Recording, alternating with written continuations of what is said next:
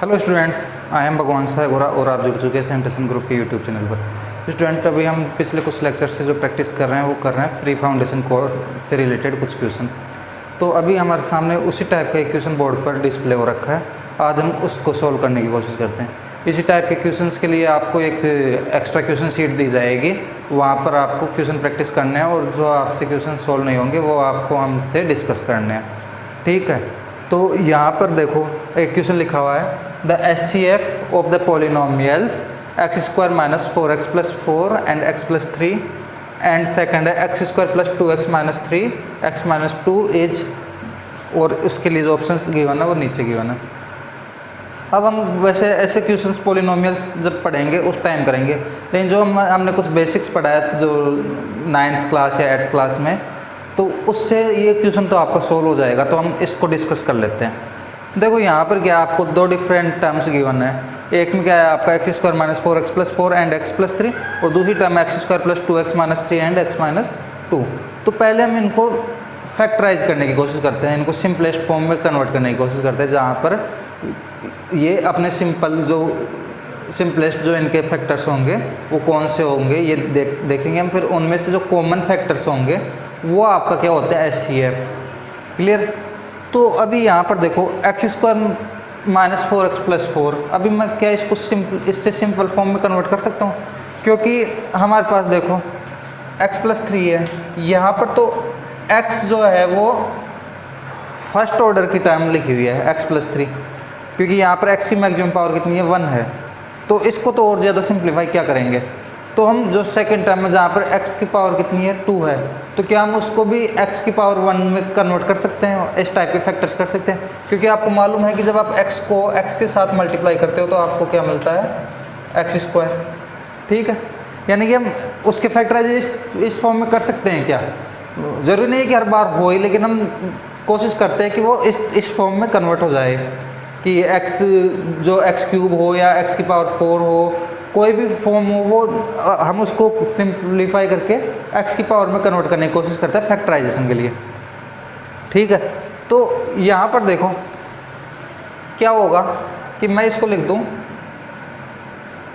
x² minus 4x plus 4 and x plus 3, ये हमारा given number है। इसको मैं यहाँ पर देखो क्या करूँगा, यहाँ पर मैं जो माइनस 4 है इसको 2 डिफरेंट पार्ट्स में डिवाइड कर दूँगा।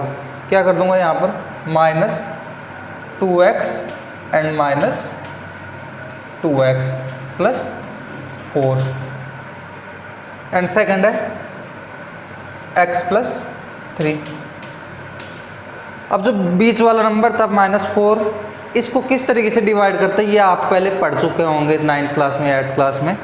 इसको किस तरीके से डिवाइड करते हैं हम, इसको इस तरीके से डिवाइड करते हैं कि जो आपका x² की टर्म है, x² का जो भी मल्टीप्लाई में कोई भी कोफिशिएंट होगा, अभी यहाँ पर कुछ भी नहीं लिखा हुआ, इसका मतलब 1 है कि ये 1x² है। तो यहाँ पर कोई भी कोफिशिएंट होगा, चाहे वो 1 हो चाहे 2 हो, कुछ भी हो, एक तो उसकी बात करते हैं, और एक जो यहाँ पर विदाउट वेरिएबल कोई नंबर लिखा हुआ है, जो कांस्टेंट नंबर लिखा हुआ है, उसकी बात करते हैं। तो जो कांस्टेंट नंबर को और इस कोफिशिएंट को मल्टीप्लाई करने पर जो नंबर मिलता है वही इन दोनों के कोफिशिएंट के मल्टीप्लाई से मिलना चाहिए। जैसे यहाँ पर क्या है, यहाँ पर 4 है और यहाँ पर 1 है, तो 4 × 1 कितना हुआ, 4।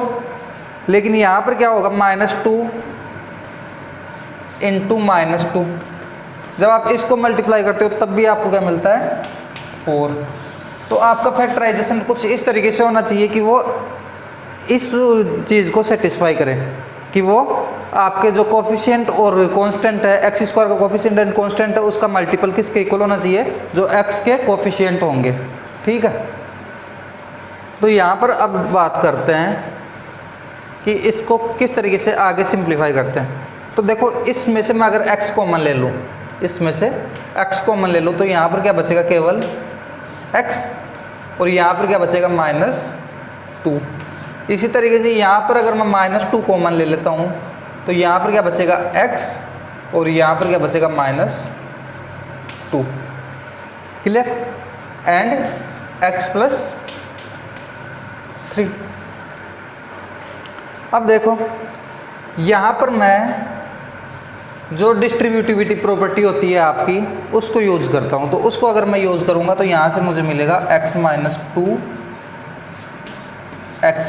To and x plus 3। इसको आप चाहो तो और ज़्यादा सिंप्लीफाई फॉर्म में लिख सकते हो x minus 2 square and x plus 3। आपको सिमिलर अप्रोच करनी है किसके साथ, जो सेकंड वाली आपकी टर्म लिखी हुई है, क्या लिखा हुआ है x square plus 2x minus 3।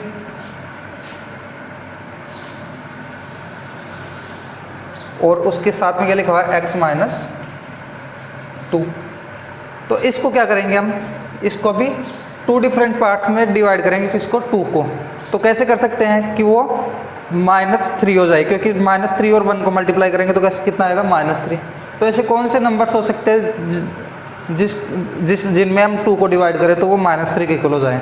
तो -3 एंड +1 आप लिखते हो तो उससे आपको क्या मिलता है -2।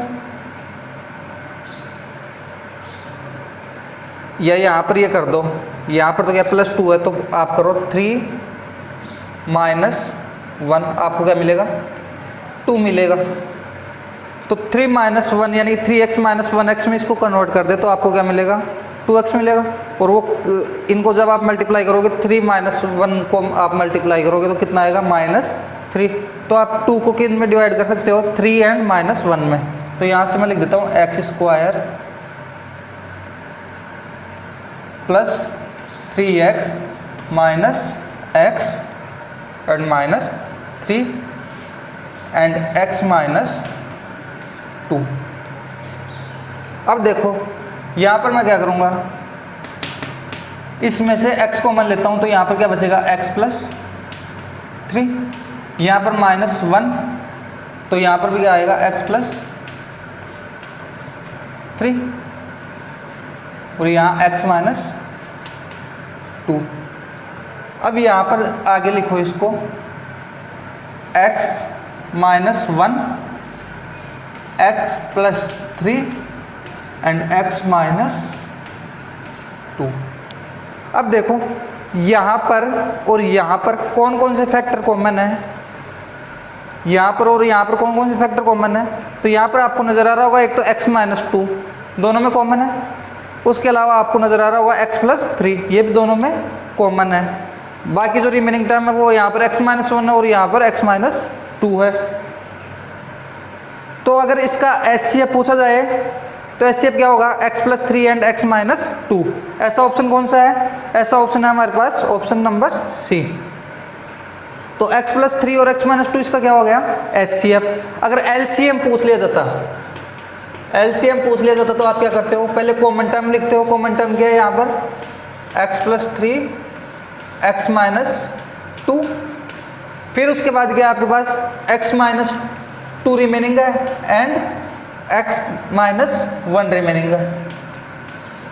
आप इसको इस तरीके से भी लिख सकते हो x प्लस 3 x माइनस 2 का स्क्वायर एंड x माइनस 1।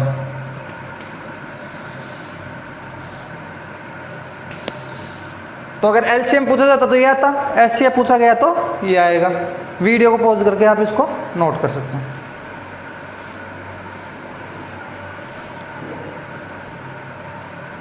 तो यहाँ पर देखो जो हमारे सामने नेक्स्ट क्वेश्चन जो बोर्ड पर डिस्प्ले हुआ है उसको ऑब्जर्व करो।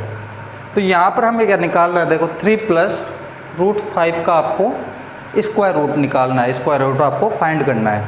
तो इसमें आप देखोगे कि यहाँ पर आपको ऑप्शंस गिवन वो किस तरीके से हैं कि जो दोनों टर्म्स हैं उन पर आपका स्क्वायर रूट लिखा हुआ है। जैसे यहाँ पर आप बोलोगे 1 के ऊपर तो नहीं लिखा हुआ, तो इसके ऊपर भी आप अगर ऐसा भी लिखते हो इसको तो भी इसका मतलब क्या होता है 1 ही होता है, ठीक है। तो ये कुछ इस तरीके से लिखी हुई टर्म्स हैं। अब यहाँ पर देखें हम कि ये आया कैसे होगा। तो आप के पास जैसे मान लो ये लिखा हुआ हो √a प्लस √b, तो जब आप इसका स्क्वायर करते हो तो आपको क्या मिलता है, आपको मिलता है a plus b plus 2 root a b, ऐसा ही कुछ मिलता है। क्योंकि ये फॉर्मूला आता कहाँ से, आप a प्लस बी का नॉर्मली स्क्वायर करते हो, तो यहाँ से क्या मिलेगा आपको, a square plus b square plus 2ab। अब अगर आप यहाँ पर रूट कर देते हो तो इसका मतलब क्या होगा, इन सब पर क्या आएगा, रूट आएगा। तो इनका रूट तो स्क्वायर से हट जाएगा इस तरीके से, और इनके ऊपर अभी रूट रहेगा। ठीक है, तो ये समझ में आया कि यहाँ पर इसका जो स्क्वायर रूट होगा वो कुछ इस फॉर्म में होगा, रूट ए प्लस रूट बी। ठीक है, क्योंकि यहाँ पर देखो ये जो आपकी टर्म है, जैसे आपका a प्लस बी है, ये कोई भी एक इंटीजर हो सकता है, तो वो इंटीजर जब आप उसको ऐड करोगे तब भी आपको एक नया इंटीजर मिलेगा, तो वो कुछ इसके इक्वल मिलेगा। ठीक है, यानी कि इसको मैं क्या लिख सकता हूँ, a प्लस बी लिख सकता हूँ, इस 3 को क्या लिख सकता हूँ, a प्लस बी। तो a plus b equals to क्या आ गया हमारे पास, 3। a प्लस बी का मतलब है यहाँ पर कोई भी नंबर हो सकते हैं, अभी जो ये नंबर होंगे इनमें से कोई भी नंबर हो सकता है। जब हम उनको ऐड करेंगे तो वो नंबर आना चाहिए इसके इक्वल। ठीक है, अब दूसरा क्या है यहाँ पर रूट 5, तो ये कुछ इससे रिलेटेड टर्म से नहीं लग रही कि यहाँ पर भी रूट है, यहाँ पर भी रूट है। तो इसका मतलब क्या हुआ कि जो आपका 2 रूट ए बी है वो किसके इक्वल है, रूट 5 के।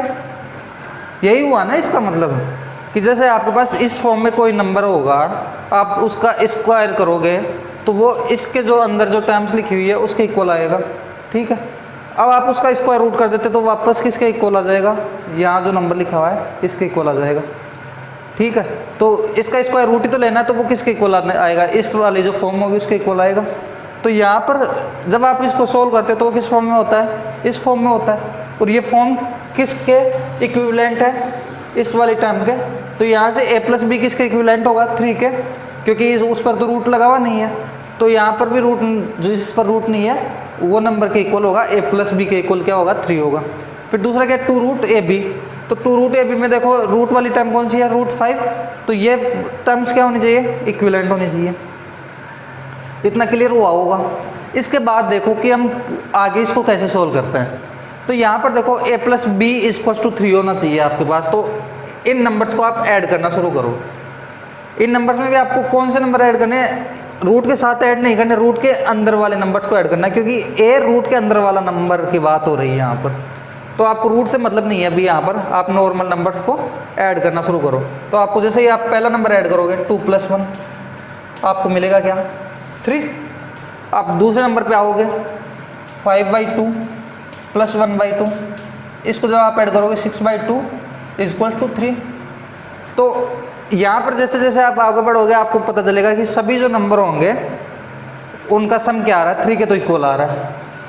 जैसे यहाँ पर 7 - 1, फिर से 6/2, 9 - 3 6/2 = 3।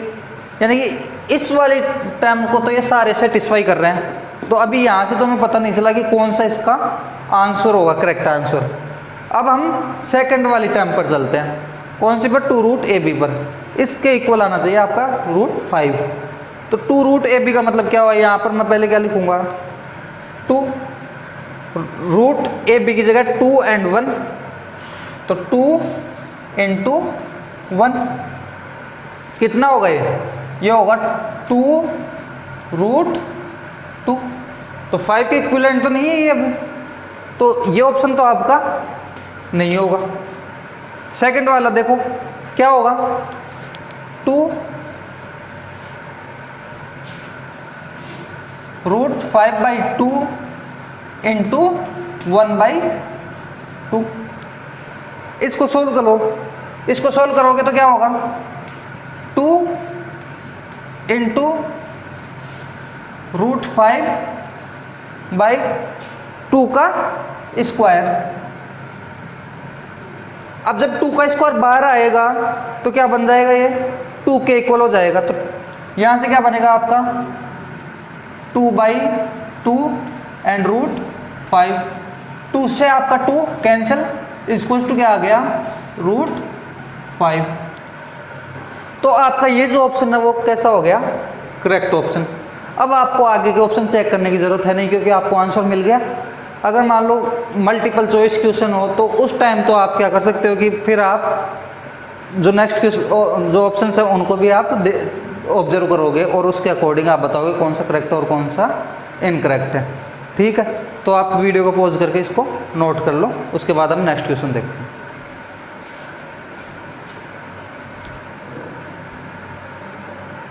तो देखिए जो नेक्स्ट क्वेश्चन जो बोर्ड पर डिस्प्ले हुआ है उसमें क्या लिखा है, the LCM and the HCF of two numbers are 1001 and 7 respectively, how many such pairs are possible. तो आपके पास कौन कौन से ऐसे नंबर्स के पेयर बना सकते हो आप जिनका HCF आप फाइंड करो तो वो 7 होना चाहिए और LCM आप फाइंड करो तो वो 1001 होना चाहिए। तो हम किस तरीके से इसको फाइंड करें, तो इसके लिए देखो कि हम ऐसा तो है नहीं कि एक एक नंबर को ऑब्जर्व करने बैठेंगे कि कौन कौन से नंबर ऐसे हो सकते हैं जिनका HCF और LCM इसके इक्वल होगा। तो इसके लिए हम क्या कर सकते हैं, तो पहले देखो HCF अगर किसी नंबर का गिवन है, इसका मतलब वो जो नंबर आपका है वो ऑलरेडी उस नंबर से डिविजिबल है। ठीक है, HCF से डिविजिबल होगा ही होगा कोई भी नंबर।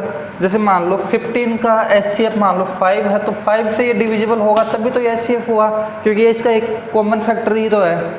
तो यहाँ पर देखो कि कोई भी नंबर होगा HCF में वो उससे डिविजिबल होगा ही होगा।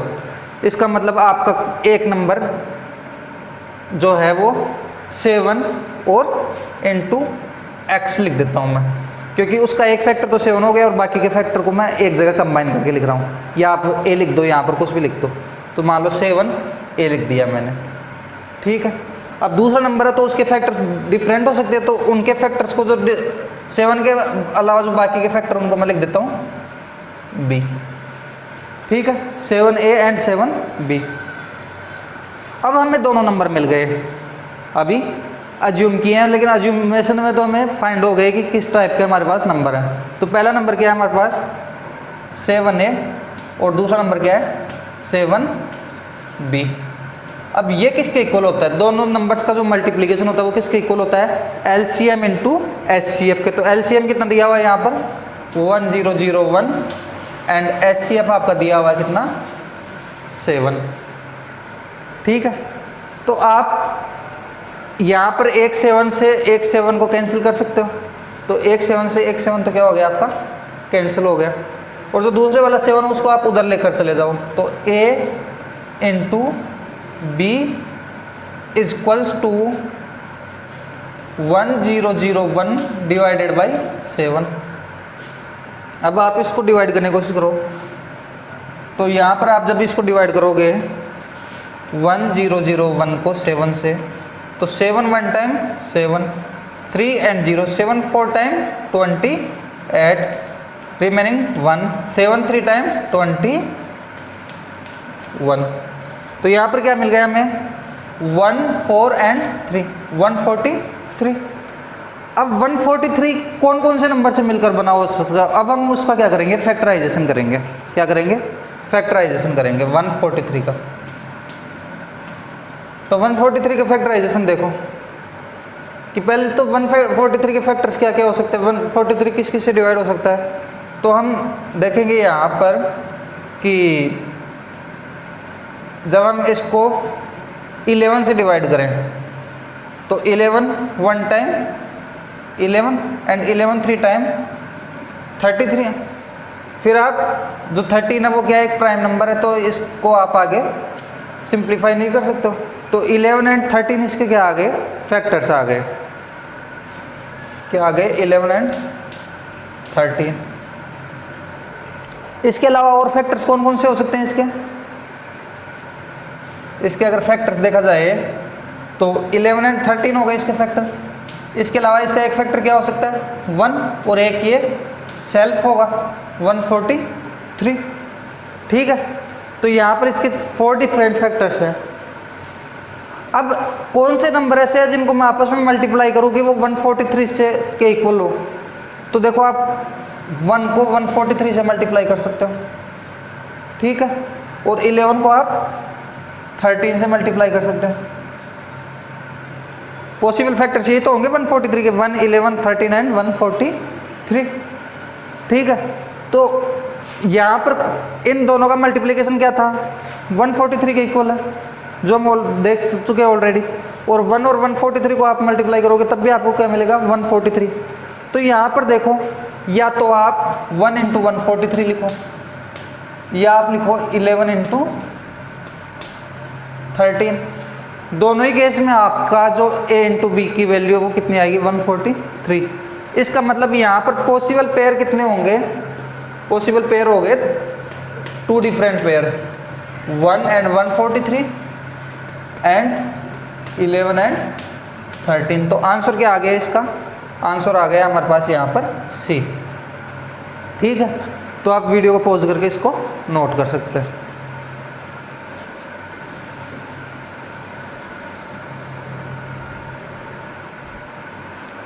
नेक्स्ट क्वेश्चन देखो बोर्ड पर जो डिस्प्ले हुआ है, उसमें क्या लिखा, P equals to 246 up to 20 and Q equals to 135 up to 19। What is the SCF of P and Q। और उसके लिए हमें ऑप्शंस गिवन है, हमें यहाँ पर क्या फाइंड करना है, SCF फाइंड करना है। अब देखो थोड़ा सा लॉजिकल क्वेश्चन है, चीज़ों को आपको समझना होगा। पहली चीज़ क्या है, यहाँ पर SCF फाइंड करने के लिए हमें कॉमन फैक्टर्स निकालने हैं, ठीक है। तो यहाँ पर जब आप Q को ऑब्जर्व करते हो तो आपको पता चलता है कि जैसे 1 हुआ, 3 हुआ, 5 हुआ, इनमें से कोई भी नंबर ऐसा नहीं है जिसको आप फैक्टराइज करो और आपको एक इवन नंबर मिल जाए। कैसा नंबर मिल जाए, इवन नंबर मिल जाए।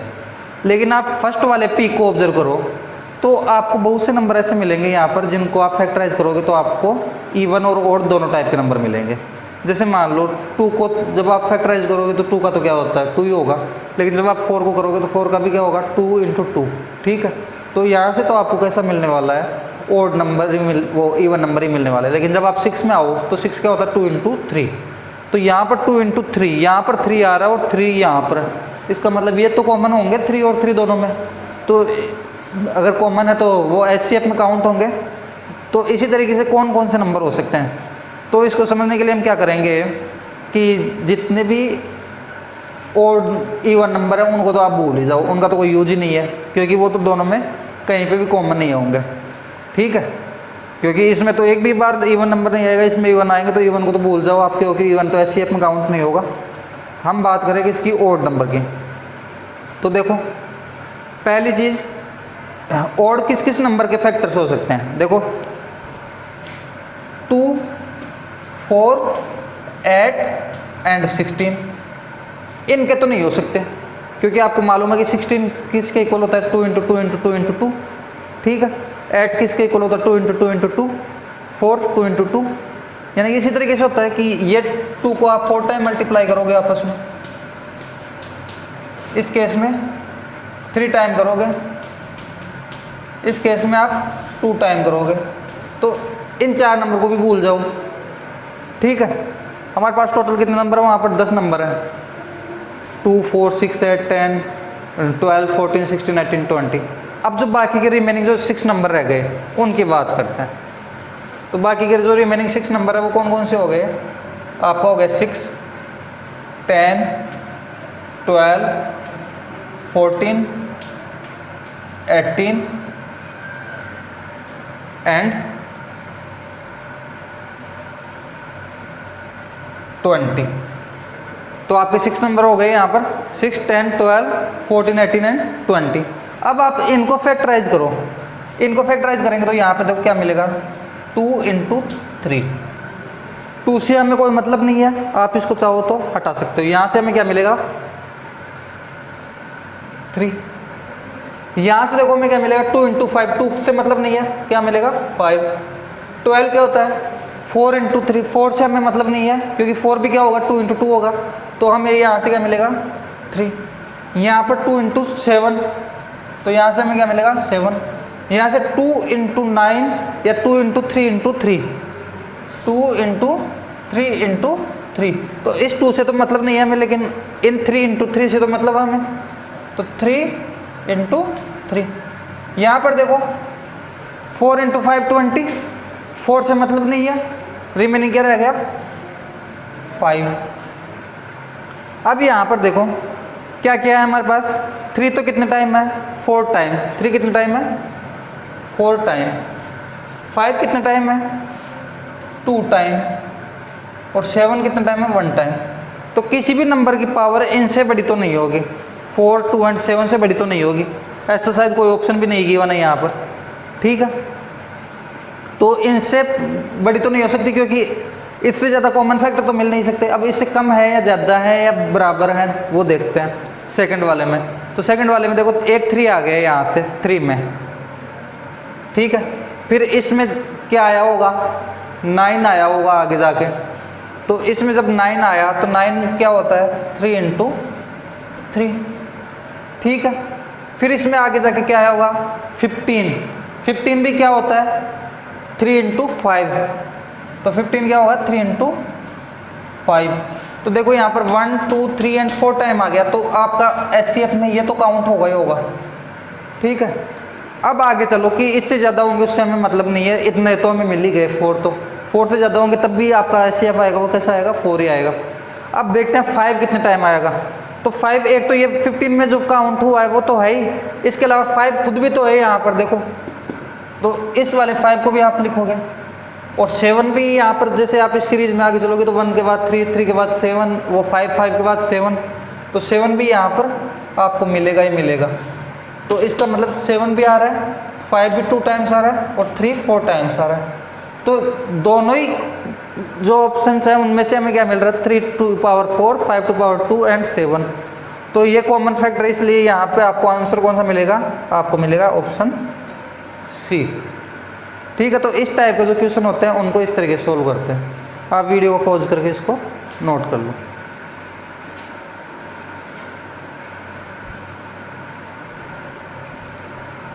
तो यहाँ पर जो देखो नेक्स्ट जो क्वेश्चन बोर्ड पर डिस्प्ले हुआ उसमें क्या लिखा हुआ है, in how many ways can 1500 be resolve into 2 factors. उसके लिए ऑप्शन है 8 12 24 एंड 36। तो यहाँ पर पहले तो हमें यही पता होना चाहिए कि टोटल जो फैक्टर्स बनेंगे वो कितने बनेंगे, बाद में देखेंगे कि वो मतलब 2 फैक्टर्स में किस तरीके से डिवाइड होंगे, वो तो बाद की बात है। पहले तो हमें यही पता होना चाहिए कि फैक्टर्स में कितने में या कितने इसके नंबर ऑफ फैक्टर्स होंगे। तो यहाँ पर देखो कि जैसे मान लो एक फार्मूला होता है, बहुत बेसिक सा फार्मूला होता है, वो आता कैसे वो भी हम डिस्कस करेंगे। अगर आपको किस तरीके से वो फाइंड हुआ है, अगर वो समझ में नहीं आता तब भी आपको कोई दिक्कत नहीं है, लेकिन आपको समझना चाहिए वो कि किस तरीके से फार्मूला फाइंड हुआ है। तो पहले तो ये देखते हैं कि फार्मूला कैसे फाइंड होता है। तो फार्मूला आपके पास कोई भी एक प्राइम फैक्टर होगा, ठीक है। मान लो कोई भी प्राइम फैक्टर क्या है P है, मान लो P1, ठीक है। ऐसे ही एक दूसरा प्राइम फैक्टर क्या है P2 है, फिर तीसरा क्या है P3 है, इस तरीके से मान लो। और इसकी पावर क्या है अल्फा, इसकी बीटा, इसकी गामा, या ऐसे लिख लो A पावर क्या है इसकी A, इसकी B, इसकी C, और इसी तरीके से आगे D E F जो भी हो, ठीक है। तो यहाँ पे क्या करते हैं हम कि हम केवल पावर को देखते हैं। पावर क्या है A, इसमें हम क्या कर देंगे 1 ऐड कर देंगे। फिर दूसरे प्राइम फैक्टर की पावर देखेंगे क्या है B, उसमें भी क्या कर देंगे 1 ऐड कर देंगे। फिर तीसरे क्या है C, उसमें भी 1 ऐड कर देंगे, और इनको आपस में मल्टीप्लाई भी कर देंगे। इस तरीके से आपको नंबर ऑफ फैक्टर्स मिल जाते हैं।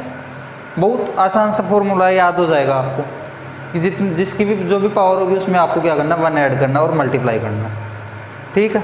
अब आता कैसे ये देख लो थोड़ा सा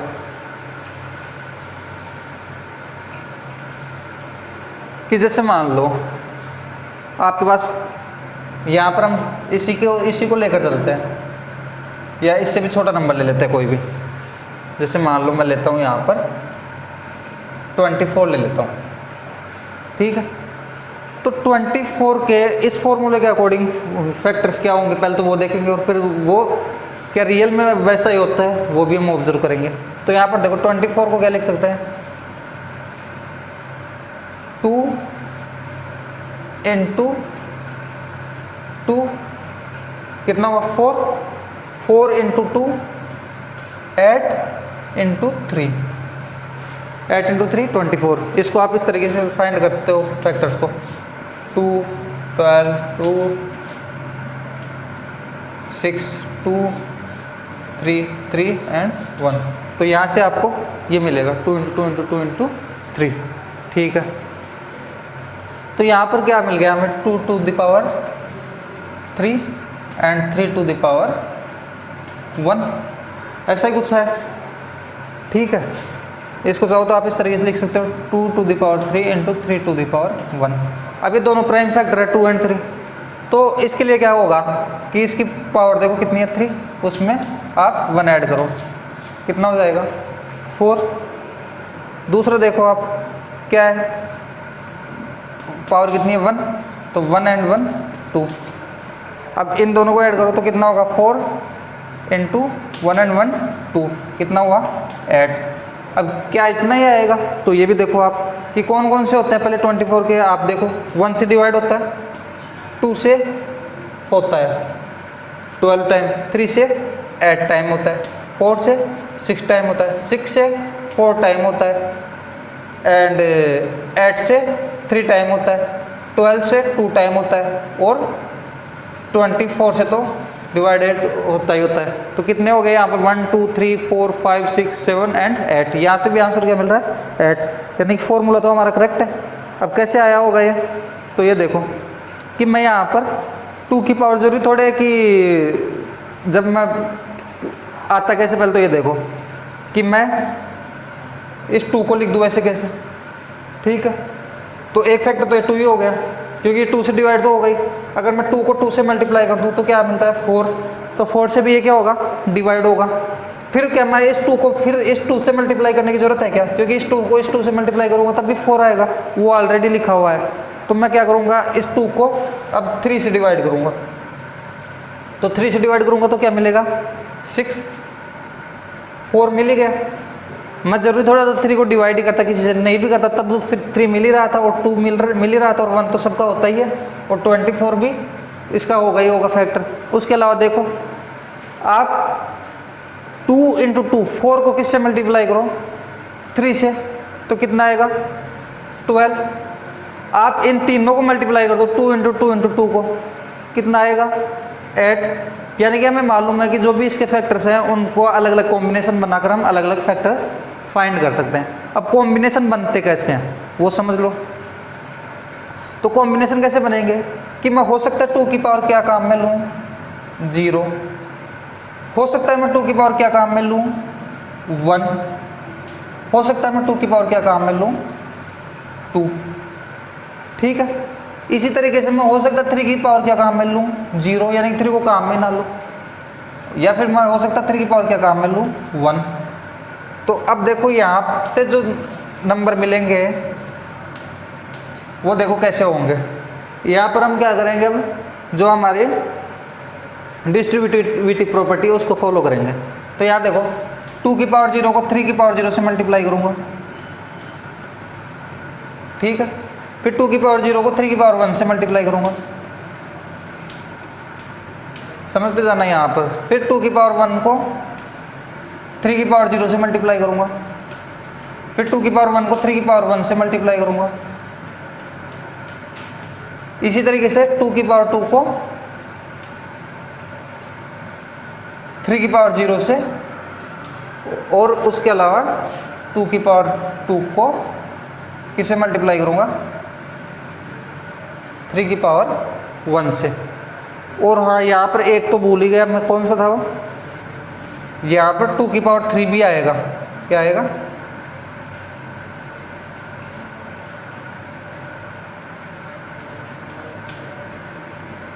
क्योंकि यहाँ पर मैक्सिमम पावर कितनी है 2 की पावर 3।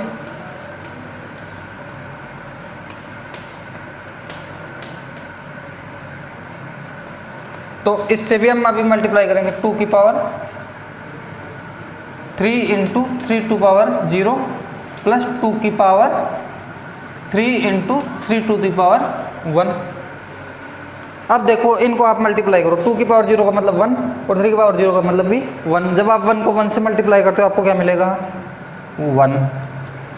अब आप देखो 2 की पावर 0 को 3 की पावर 1 से मल्टीप्लाई करो तो क्या मिलेगा, 2 की पावर 0 का मतलब 1, 3 की पावर 1 का मतलब 3।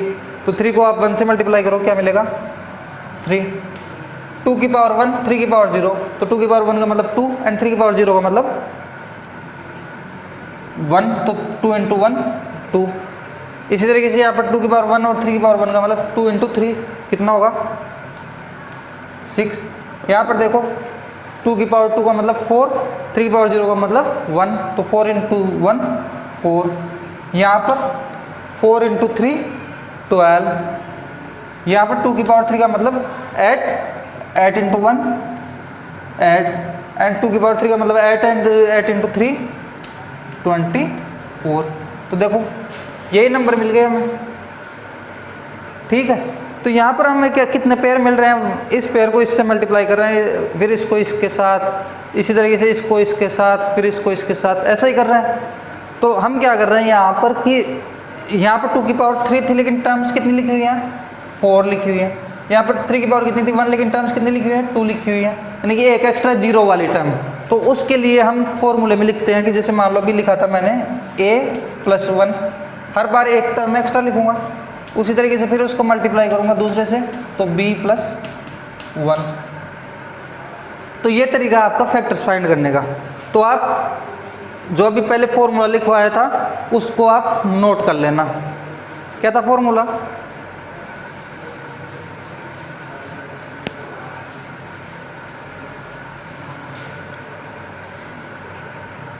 if prime factors are in the form of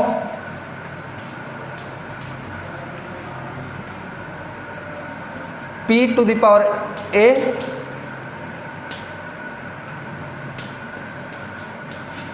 b c, यहाँ पर देखो अब उसके बाद क्या है कि ये बनेगा a+1, यहाँ से इसको इस तरीके से लिख लो, then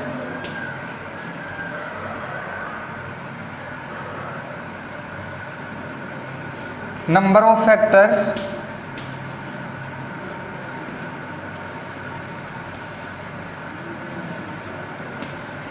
a+1 into b+1 into c+1, इस तरीके से आप इसको लिख सकते हो, ठीक है।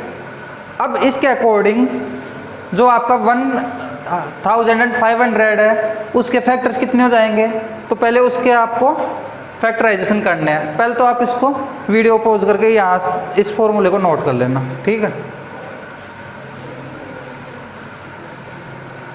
अब देखो 15 या 1500 के लिए फैक्टर्स क्या क्या होंगे, 2 7 50, 2 3 75, 3 1 25, 5 25, 5 एंड 5। ये आप खुद से कर सकते हो फैक्टराइजेशन, आपने बहुत किए होंगे ऐसे। तो यहाँ पर देखो 2 के लिए कितना है 2 स्क्वायर इंटू 3 इंटू 5 की पावर 3, ठीक है। तो आपका 1500 इक्वल टू क्या आ गया 2 स्क्वायर इंटू 3 इंटू 5 क्यूब। अब देखो इनकी पावर्स क्या है, 2 + 1 करना है आपको, फिर 1 + 1 करना है, उसके बाद आपको क्या करना है 3 + 1, इसको ऐड करो 3 इंटू 2 इंटू 4। यहाँ पर आपके पास क्या आ गया 3 इंटू 2 6, 6 इंटू 4 24। तो फैक्टर्स कितने आ गए यहाँ पर टोटल 24। अब देखो मेरे को क्या करना है यहाँ पर कि इस तरीके से इसको रिजॉल्व करना है कि वो 2 फैक्टर्स में रहे हमेशा। तो देखो 2 फैक्टर्स कैसे होंगे, जैसे मान लो यहाँ पर 1 हो गया, इसका मान लो एक फैक्टर कितना हो गया 1500। अब या तो इसको इन दोनों में तोड़ सकते हो, क्योंकि 1 और 1500 का मल्टीप्लिकेशन क्या होगा, 1500 का इक्वल ही होगा। या यहाँ पर ऐसा होता है 2 और इधर कोई एक फैक्टर होता है 750, तो 750 को आप 2 से मल्टीप्लाई करोगे तब भी आपके पास क्या आएगा 1500। तो आप एक फैक्टर को एक ही बार काम में ले सकते हो, ठीक है, और एक साथ आपको 2 फैक्टर भी काम में लेने हैं। तो हर बार आपको कितने तो फैक्टर काम में लेना है, 2 फैक्टर काम में लेने हैं, चाहे वो कोई से भी ले रहे हो, लेकिन आपको यहाँ पर देखना होगा कि उनका मल्टीप्लिकेशन कितना होना चाहिए, 1500 का इक्वल होना चाहिए। तो ऐसा कब होगा, जब आप 1 को और 1500 को लोगे। इसके अलावा तो आप दूसरा कॉम्बिनेशन तो नहीं बना सकते इसी नंबर को यूज़ करते हुए 2 फैक्टर्स करने के लिए। तो ये फैक्टर और ये फैक्टर एक बार काम आ गया। इसी तरीके से मान लो आपका 2 और 750 काम आ गया, तो इसी तरीके से बाकी के नंबर भी आपके काम आएंगे। तो आपके पास टोटल कितने हैं 24, टोटल कितने हैं आपके पास 24। तो resolve way of resolve 1500 in 2 factors is equal to क्या होगा 24/2 इज इक्वल्स टू 12, क्योंकि आपको हर बार कितने फैक्टर काम में लेना, 2 काम में लेना है। टोटल कितने 24, तो 24 डिवाइडेड बाई 2 इक्वल्स टू 12। तो इसका आंसर कौन सा आएगा, बी वाला। बहुत से बच्चे यहाँ पर क्या मिस्टेक करते हैं कि जैसे यहाँ पर 24 मिल गया तो वो क्या यूज़ कर लेंगे 24 ही उसका आंसर करेक्ट कर देंगे, ठीक है, लेकिन आंसर करेक्ट कौन सा होगा 12। तो ये हो गया हमारा जो फर्स्ट चैप्टर था, जो आपके राजस्थान बोर्ड के अकॉर्डिंग रियल नंबर्स के नाम से था, और इसके फाउंडेशन में हमने उसको नंबर सिस्टम के अकॉर्डिंग पढ़ा। तो आपका ये चैप्टर तो यहाँ पर फिनिश कर रहा हूँ मैं। इसमें हमने क्या क्या पढ़ा, हमने इसमें देखा कि किस तरीके से आप HCF फाइंड करते हो यूक्लिड्स डिवीजन लेमा से, उसके अलावा किस तरीके से आप पावर्स के अकॉर्डिंग भी LCM और HCF वो फाइंड करते हो। उसके अलावा हमने ये भी देखा कि जो डेसिमल एक्सपेंशन होगा वो किस तरीके से होगा। उसके अलावा एक चैप्टर पढ़ा था जहाँ पे हमने ये देखा था कि हम किस तरीके से इरेशनलिटी प्रूव करते हैं। तो ये हमने सब कुछ इस चैप्टर में पढ़ा। इसके बाद में आपको इससे जो फाउंडेशन से रिलेटेड जितने भी क्वेश्चन होंगे उसके लिए आपको एक शीट प्रोवाइड करवा दी जाएगी, उसको आप खुद से प्रैक्टिस कर सकते हैं। नेक्स्ट वीडियो में हम नेक्स्ट टॉपिक स्टार्ट करेंगे, तब तक के लिए ओके एंड गुड बाय।